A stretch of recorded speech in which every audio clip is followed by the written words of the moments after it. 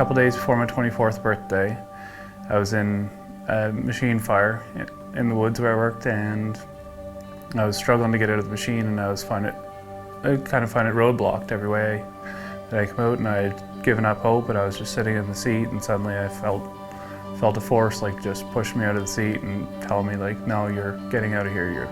This isn't your time. This isn't your time. And I just kept forcing myself against the door that had jammed, and eventually broke away, and I fell out of there. And it was basically at that moment that I knew that God existed, that He was there with me, and if it wasn't for Him, I would have burnt in that machine.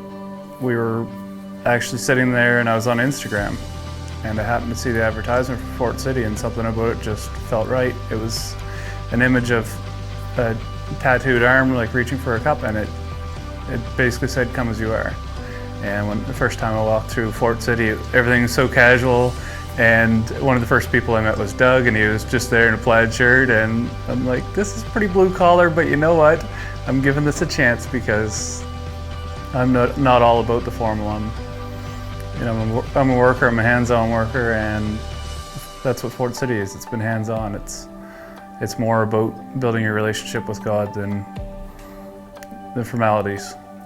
I really found Starting Point helpful, and just from other members of the group sharing and stuff, it always just made sense and made me feel more of a connection and made it feel like I was really building my relationship with God.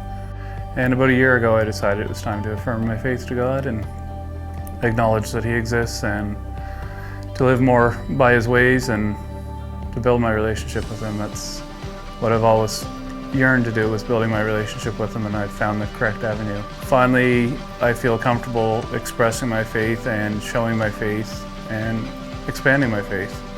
I'm very glad we came to Fort City Church.